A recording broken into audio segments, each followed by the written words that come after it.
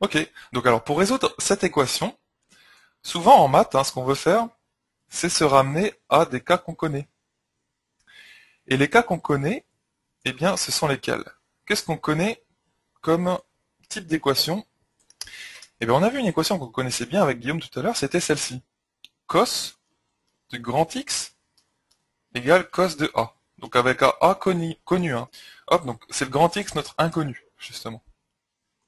Donc le A, ça peut être, comme on l'a vu avec Guillaume tout à l'heure, ça peut être pi sur 2, ça peut être pi, ça peut être pi sur 3, pi sur 6, peu importe. D'accord? Donc c'est vraiment quelque chose de connu. Et ça, tu sais résoudre ça. D'accord? Ensuite, ce qu'il faut faire, c'est tout simplement transformer ton équation. On fait souvent ça en maths, on transforme les équations pour les simplifier. Comment on va transformer cette équation ici en bleu? Comment on va faire pour transformer cette équation en bleu? Eh bien en fait, on va juste passer le moins 1 de l'autre côté. C'est ce qu'on fait ici. Donc je garde le 2 de cos de 3x égale 1. Voilà. Et ensuite, eh bien, la seule chose qu'il s'agit de faire, c'est tout simplement de passer le 2 de l'autre côté. En fait, tu isoles ton cos de machin, cos de 3x. D'accord, Asma? Donc là, ce qu'on fait, c'est qu'on isole cos de 3x. On veut vraiment qu'il soit tout seul d'un côté. Cos de 3x égale, du coup, il va être égal à 1 demi, tout simplement. Donc là, on a 1 demi. Et ensuite, 1 demi, à votre avis, c'est cos de quoi? Là, on veut vraiment identifier notre 1 demi à ça là. D'accord? Donc comment on va faire? Comment on va faire pour identifier notre 1 demi à cos de quelque chose? Donc là, il faut connaître le tableau des valeurs remarquables. En fait, 1 demi, quand vous avez un petit peu d'habitude, le 1 demi, vous savez directement que c'est cos de pi sur 3. D'accord? Hop, tu peux faire un cercle trigonométrique. Moi, ce que je vous encourage à faire, si vous savez plus trop ce que c'est comme valeur de cosinus, à quel angle ça correspond, ce 1 demi, vous faites un petit cercle. Hop, tac, donc très très vite fait, regardez, même le mien il est super mal fait. Donc là, regarde, tu prends ton 1 demi Asma. Mon 1 demi il est là, au milieu ici. D'accord? Tac. Et à quel angle ça correspond? Je monte tranquillement. Tu vois, tu vas le voir assez vite si tu te souviens plus exactement. Ça correspond à cet angle-là. Hop, ici tu as vraiment le cosinus qui vaut 1 demi, donc cet angle-ci là. Voilà. Et ensuite cet angle-là. Ou cet angle-là en fait. D'accord? Qui correspond à moins pi sur 3. Parce que ça se voit que c'est pi sur 3 ici. Tu vois? Ça peut pas être pi sur 6. C'est pour ça que je vous encourage à faire un cercle trigonométrique, c'est que même si c'est pas exact, vous allez quand même pouvoir retrouver les valeurs, parce que on n'a pas 47 valeurs qu'on connaît. On connaît pas pi sur 5, on connaît surtout pi sur 6, pi sur 3, pi sur 4 et pi sur 2. En gros, c'est tout, c'est les seules valeurs.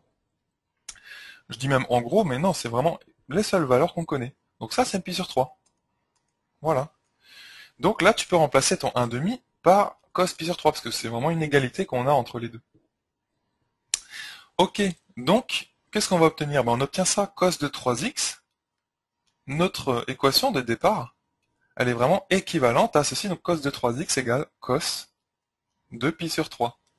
Qui, comme je le répétais à Guillaume tout à l'heure, c'est vraiment une équation de cours. Tu vois? Tu sais vraiment résoudre ça, c'est facile. C'est ça. Hop. Et donc ça, les solutions de cette chose, c'est quoi?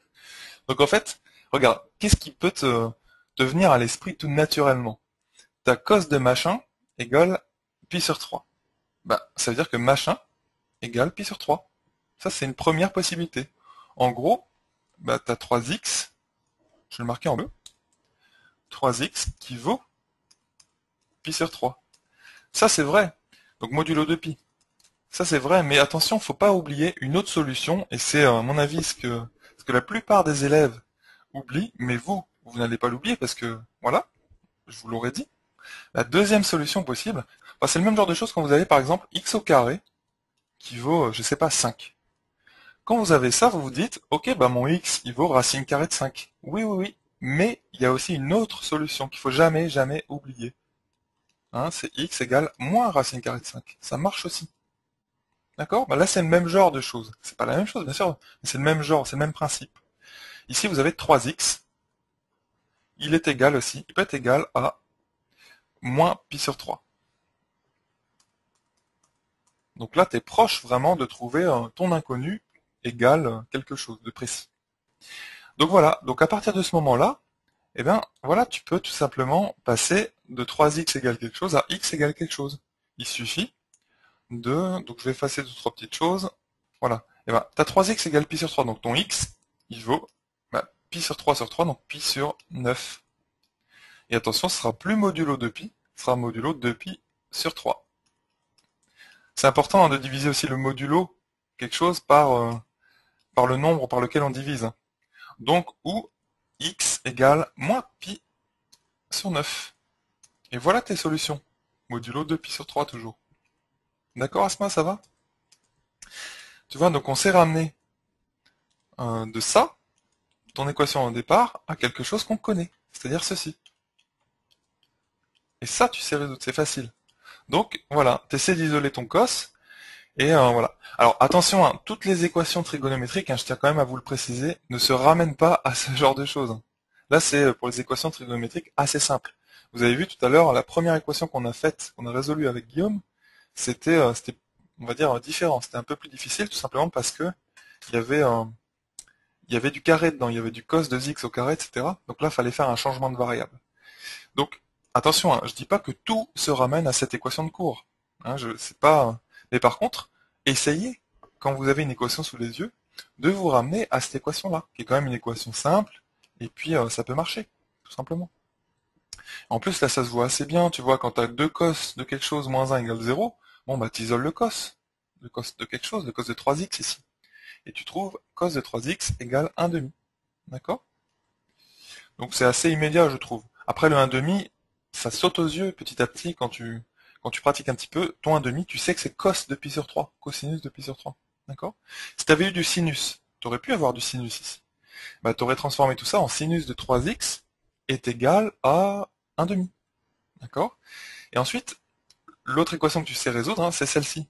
Donc plus avec du cosinus, mais du sinus. Donc sinus de grand X égale sinus de A. Hop. Bah, ça, tu sais résoudre. Bah, soit ton grand X, il vaut A, comme pour cette équation-là, soit ton grand X, il vaut, et c'est là qu'il y a une autre solution. Donc ton grand X, il peut valoir A, ou grand X, il vaut pi moins A. Hop. Donc pi moins A. Donc là, je sais, hein, je vais un peu vite là-dessus, mais imagine que que tu aies un sinus ici, 2 sinus de 3x moins 1 égale 0. Et ben, tu obtiens un sinus de 3x égale 1 demi. Et 1 demi, c'est le sinus de quoi? Eh bien, pas de pi sur 3. Non, parce que le sinus de pi sur 3, tu te souviens, c'est racine de 3 sur 2. C'est ce nombre un peu compliqué là. En fait, le 1 demi, comme sinus, bah, c'est sinus de pi sur 6. Donc, tu transformerais ton 1 demi que tu obtiendrais. Je répète, hein, tout ceci, c'est dans le cas où tu aurais un sinus de 3x. Donc, ton 1 demi, tu le transformerais en sinus de pi sur 6. Donc, tu aurais sinus de 3x égale sinus de pi sur 6. Donc, tu t'es ramené à ceci. Et après, c'est bon. Tu vois, tu connais le chemin par cœur. C'est ça. Ok? Voilà, Asma, ce que je peux te dire sur ton équation.